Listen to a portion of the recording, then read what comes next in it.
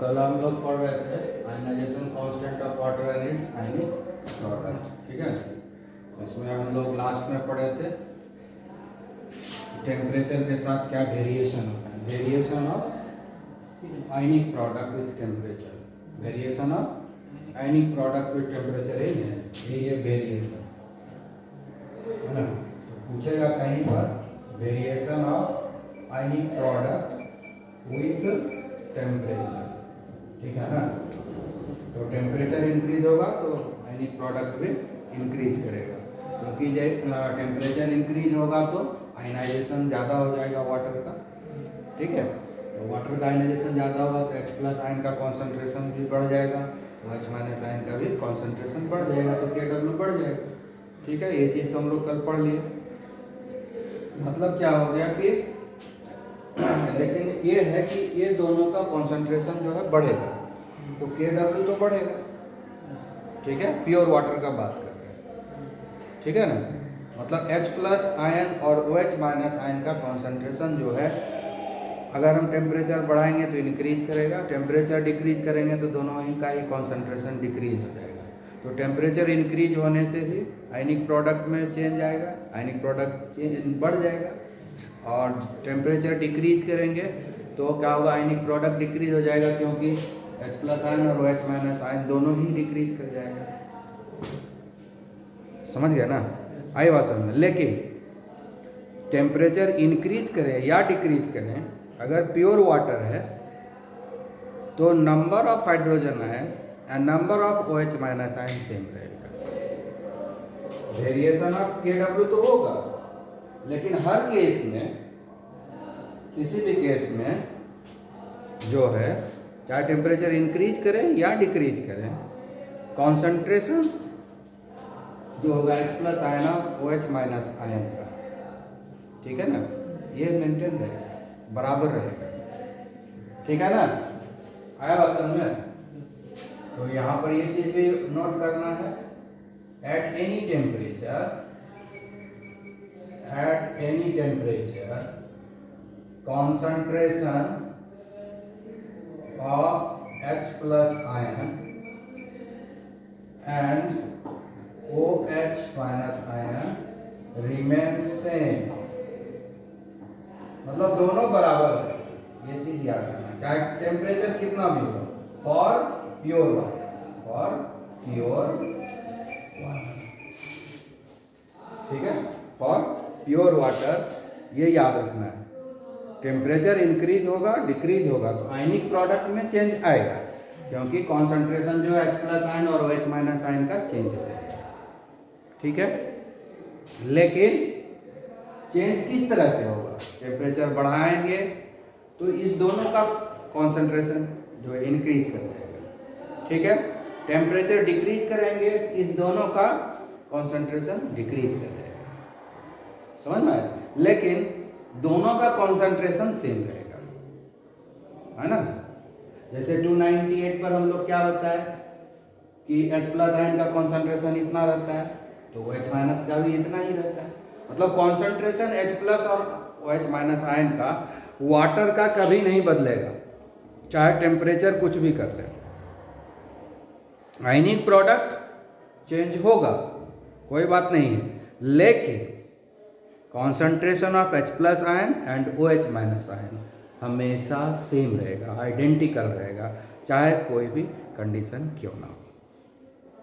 बढ़ेगा दोनों बढ़ेगा, घटेगा दोनों घटेगा, और इस तरह से बढ़ेगा कि दोनों के कॉन्सेंट्रेशन बराबर रहेगा, बस इतना ध्यान रखना है।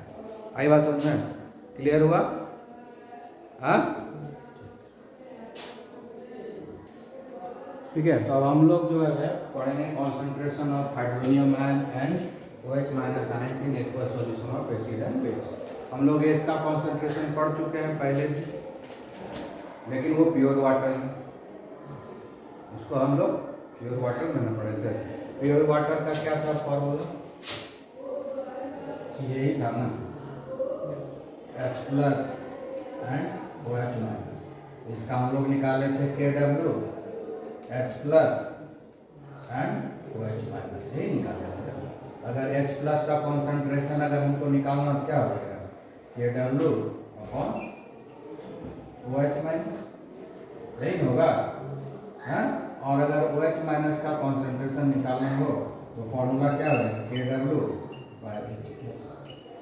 ये हो गया प्योर वाटर के लिए एट एनी टेम्परेचर, क्योंकि किसी भी टेम्परेचर पर KW का वैल्यू कांस्टेंट होता है। At any given temperature value of KW constant होता है। एनी प्रोडक्ट ऑफ वाटर कभी बदलता नहीं है, टेम्परेचर बदलेगा तभी बदलेगा।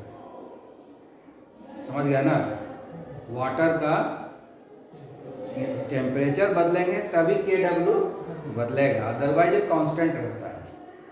समझ गया ना, हाँ। वाटर के लिए क्या होगा, एट एनी टेम्परेचर KW जो होता है वो कांस्टेंट होता है, बदलता नहीं है। समझ गए, जैसे कि हम लोग पीछे कैलकुलेशन जो किए थे 298 केल्विन पर किए थे। समझ गया, हाँ।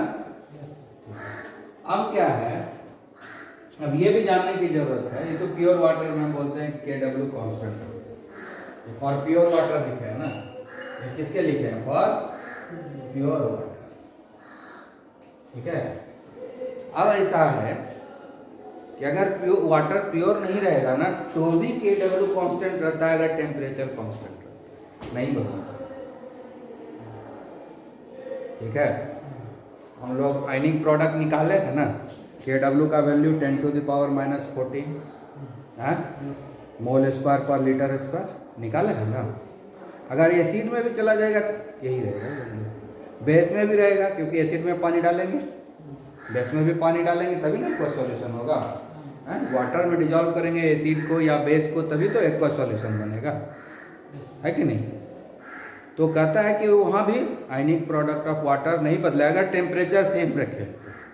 अगर ये एक्वस सॉल्यूशन हम 298 केल्विन पर ही बनाए, अगर हम ये एक्वस सॉल्यूशन 298 केल्विन पर ही बनाए तो KW का वैल्यू 10⁻⁻14 मोल स्क्वायर पर लीटर स्क्वायर ही रहेगा। समझ गया ना, यानी प्योर वाटर में भी KW का वैल्यू उतना ही होगा और इम्प्योर रहेगा उसमें भी उतना ही रहेगा वैल्यू, अगर टेम्परेचर सेम है तो। समझ गया ना, एट 298 केल्विन KW का वैल्यू हम लोग कैलकुलेट करके निकाले थे 1 × 10⁻⁻14 मोल स्क्वायर पर लीटर स्क्वायर, यही निकाले थे ना। हाँ, ये प्योर वाटर के लिए सारा हम लोग लिखा है। अब यहाँ तो वही होगा, मान लो ये H2O है, ठीक है, तो ये H+ और OH- में डिसोसिएटेड है। ठीक है, अब इसमें हम HCl मिला देंगे। ठीक है, क्या बनेगा H+ और Cl-, तो कंप्लीटली आयनाइज होगा। हाँ, दोनों को मिक्स कर देंगे, दोनों को मिक्स कर देंगे तो हाइड्रोजन आयन का कॉन्सेंट्रेशन तो बढ़ गया, बढ़ गया ना, है कि नहीं। तो बढ़ गया तो KW बढ़ जाना चाहिए, बढ़ना चाहिए कि नहीं बढ़ता। जैसे ही H+ आयन बढ़ेगा यानी H3O ion plus ion, H+ का मतलब क्या होगा, H3O+ आयन, वो तो समझ पा रहा है ना। हम यहाँ H3O+ लिखे, यहाँ H+ पे कंफ्यूज नहीं होगा। हाँ, तो जैसे ही H+ आयन बढ़ेगा ये OH- आयन के साथ कंबाइन कर जाएगा और अनडिसोसिएटेड वाटर बना देगा। फिर से KW उतना ही हो जाएगा थोड़ा थोड़ा। जैसे ही हम इसमें HCl मिलाएंगे इस वाटर में, इक्विलिब्रियम डिस्टर्ब हो जाएगा, इक्विलिब्रियम डिस्टर्ब हो जाएगा और बैकवर्ड डायरेक्शन में रिएक्शन होने लगेगा, क्योंकि product ionic common ion effect पढ़ा है इसीलिए हम कॉमन आयन इफेक्ट पहले पढ़ा दिए। क्यों, क्या करता है, आयनाइजेशन को सप्रेस करता है। कॉमन आयन इफेक्ट क्या करता है, आयनाइजेशन को सप्रेस, क्या बताए थे, डिग्री ऑफ डिसोसिएशन डिक्रीज हो जाता है, ये बताए थे ना, डिग्री ऑफ डिसोसिएशन डिक्रीज हो जाता है। कोई भी वीक एसिड है या वीक बेस, अगर वीक एसिड है उसमें स्ट्रॉन्ग एसिड डाल देंगे तो उसका जो है डिग्री ऑफ डिसोसिएशन घट जाएगा, कॉमन आयन रहेगा। तो कॉमन आयन इफेक्ट है क्या, कॉमन आयन इफेक्ट यही है कि किसी वीक एसिड में, यानी समझो कि वीक इलेक्ट्रोलाइट में अगर आप स्ट्रॉन्ग इलेक्ट्रोलाइट मिलाते हैं, वीक इलेक्ट्रोलाइट में स्ट्रॉन्ग इलेक्ट्रोलाइट अगर मिलाते हैं तो वीक इलेक्ट्रोलाइट का जो डिग्री ऑफ आयनाइजेशन है वो कम हो जाएगा, यानी आयनाइजेशन सप्रेस हो जाएगा, आयनाइजेशन घट जाएगा, आयनाइजेशन कम हो जाएगा, आयनाइजेशन डिक्रीज हो जाएगा। समझ में आई बात? हाँ, कॉमन आयन इफेक्ट क्या करता है कि आयनाइजेशन को सप्रेस करता है, यानी डिग्री ऑफ आयनाइजेशन को कम करता है, डिग्री ऑफ डिसोसिएशन को कम करता है, यानी डिसोसिएशन को सप्रेस कर देता है। वीक एसिड के अगर डिसोसिएशन को सप्रेस करना है तो उसमें ऐसा स्ट्रॉन्ग एसिड मिलाएंगे जिसमें कॉमन आयन हो। वीक बेस के डिसोसिएशन को सप्रेस करना हो तो उसमें ऐसा बेस मिलाएंगे, स्ट्रॉन्ग बेस मिलाएंगे जिसमें कॉमन आयन हो। समझ गया ना? तो उसका सप्रेशन हो जाएगा। यहाँ कॉमन आयन आ गया ना, तो इसका जो आयनाइजेशन है वाटर का सप्रेस हो जाएगा। ठीक है, आयनाइजेशन जो है क्या हो जाएगा? सप्रेस हो जाएगा। तो इक्विलिब्रियम शिफ्ट होने लगेगा ना। ये जैसे ही H प्लस आयन का कॉन्सेंट्रेशन बढ़ेगा तो क्या करेगा? एक्स्ट्रा H प्लस आयन, ये तो कुछ कहीं नहीं कुछ करेगा, ये जो एक्स्ट्रा H प्लस आया वो यहाँ OH माइनस आयन के साथ, तो OH माइनस आयन के साथ जब करना शुरू करेगा ये, तो ये तो घटना शुरू हो जाएगा। ये बढ़ गया, ये जैसे बढ़ा इसको घटा देता है, तब ना ये मेंटेन है।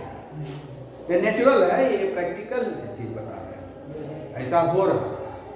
इसका कोई थ्योरी या मैथमेटिक्स से कोई मतलब नहीं है, प्रैक्टिकली ऐसा हो रहा है, हम उसको जस्टिफाई कर रहे हैं। प्रैक्टिकली ऐसा हो रहा है, उसको हम जस्टिफाई कर रहे हैं। तो जस्टिफाई करने का मीनिंग क्या हुआ कि जब H प्लस आयन घट गया, बढ़ गया, तो वो H प्लस आयन एक्स्ट्रा जो है, ये H प्लस आयन इस OH माइनस आयन से इंटरेक्ट करेगा। ये जो H प्लस आयन HCl दिया ना, इस OH माइनस से इंटरेक्ट करेगा और H2O में कन्वर्ट, यानी इसका कॉन्सेंट्रेशन घटेगा तो फिर से बराबर हो जाएगा। इसीलिए नहीं घटता है Kw का वैल्यू, इसमें भी Kw कांस्टेंट रहता है अगर टेम्परेचर कांस्टेंट रहेगा। एट 298 केल्विन यहाँ पर भी आयनिक product of water 1 × 10⁻⁻14 mole square पर लीटर स्क्वायर अगर 298 केल्विन रखें तो यही होगा, है ना? मतलब जब सॉल्यूशन एसिडिक है उसमें भी आयनिक प्रोडक्ट ऑफ वाटर इतने रहेगा, सॉल्यूशन अगर बेसिक है उसमें भी आयनिक प्रोडक्ट ऑफ वाटर इतना ही रहेगा अगर टेम्परेचर मेंटेन रखे हुए इतने तक। और न्यूट्रल है तो भी आयनिक प्रोडक्ट ऑफ वाटर उतना ही। बहुत ही सिग्निफिकेंट चीज है कि नहीं? यानी आयनिक प्रोडक्ट ऑफ वाटर चेंज नहीं होगा अगर टेम्परेचर में चेंज नहीं हुआ है। अगर टेम्परेचर सेम है तो तीनों ही कंडीशन में सेम रहेगा, न्यूट्रल रहेगा तो भी उतना ही है, एसिडिक रहेगा तो भी, और अगर हम अभी बेसिक कर दे तो भी इतना ही होगा। अब मान लो HCl है ना, HCl के जगह बराबर बार हम बेसिक बनाएंगे तो NaOH दे दो, HCl के जगह NaOH दे देंगे तो क्या क्या बनेगा? ये देगा हमको Na प्लस और OH माइनस, यहाँ पर कॉमन आयन ये हो गया, हाँ यहाँ पर कॉमन आयन ये हो जाएगा।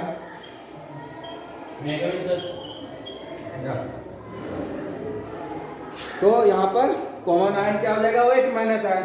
तो OH माइनस आयन का कॉन्सेंट्रेशन बढ़ गया ना, ये एक्स्ट्रा OH माइनस आया कि नहीं?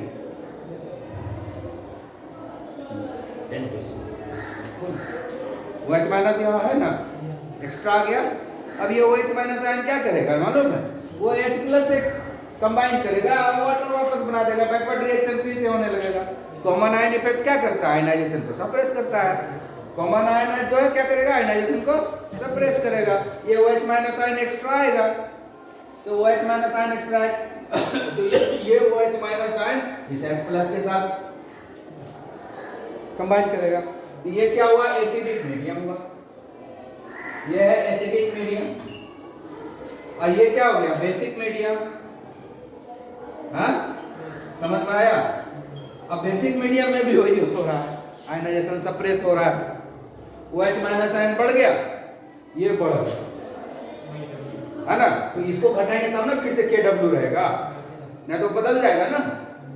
इसको हम बढ़ा दिए तो क्या हुआ, according to Le Chatelier principal तो इक्विलिब्रियम शिफ्ट हो जाएगा बैकवर्ड डायरेक्शन में, और इसके कॉन्सेंट्रेशन को घटाना शुरू कर देगा इससे कंबाइन करके। तो ये घटेगा, तब तक घटते रहेगा जब तक कि वापस फिर से KW ना आ जाए। वही आई बात समझ में, क्लियर हुआ। तो एसिडिक मीडियम रहेगा तो भी KW उतना ही, बेसिक मीडियम रहेगा तो भी KW उतना ही रहेगा। कितना रहेगा, 1 × 10⁻⁻14 मोल स्क्वायर पर लीटर स्क्वायर एट 298 केल्विन। ये बात समझ में आया ना। हाँ, अब इस आधार पे हम लोग डिसाइड करेंगे कि कौन सा एसिडिक है कौन सा बेसिक है। हम कहीं भी कहेगा हमको H+ आयन का कॉन्सेंट्रेशन निकालो, न्यूट्रल में रहेगा तो भी यही फॉर्मूला, यहाँ भी रहेगा तो ही फॉर्मूला, क्योंकि KW बदलेगा ही नहीं, यही फॉर्मूला रहेगा। अगर कहेगा हाइड्रोजन आयन कॉन्सेंट्रेशन निकालो एक्वा सॉल्यूशन में, ये फॉर्मूला है, ठीक है। कहेगा कि हाइड्रोक्सिल आयन का कॉन्सेंट्रेशन निकालो एक्वा सॉल्यूशन में, तो ये फॉर्मूला। न्यूट्रल में निकालें, यही फॉर्मूला यहाँ भी अप्लाई होगा, ये फॉर्मूला यहाँ भी अप्लाई होगा, क्योंकि KW का वैल्यू बदलेगा नहीं, क्योंकि अगर टेम्परेचर हम सेम रखें हैं तो। समझ में आ गई ना बात। तो एक पर्टिकुलर गिवन टेम्परेचर पर हम डिसाइड करेंगे कि क्या होता है, ठीक है। अब यहाँ पर फाइनली इन न्यूट्रल सॉल्यूशन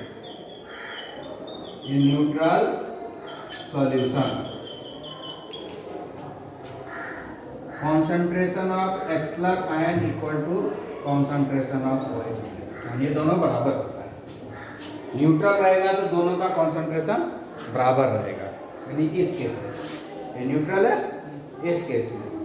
अब एक क्या है, एसिडिक मीडियम। एसिडिक मीडियम रहेगा तो H+ आयन का कॉन्सेंट्रेशन ज्यादा हो जाएगा OH- आयन के कॉन्सेंट्रेशन से। H+ बढ़ गया, एसिडिक हो गया, लेकिन KW का वैल्यू चेंज नहीं होगा, ये बात याद रखना। बैकवर्ड रिएक्शन शुरू हो जाएगा, क्लियर। हाँ, अब आएंगे ये बेसिक मीडियम। अगर बेसिक मीडियम है तो क्या होगा, H+ आयन का कॉन्सेंट्रेशन कम हो जाएगा OH- आयन से।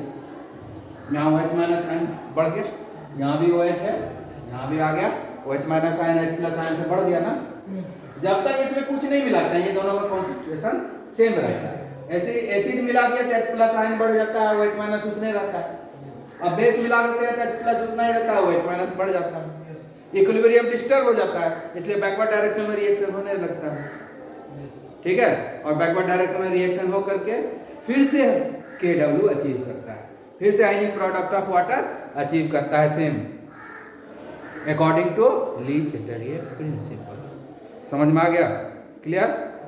हाँ, ठीक है।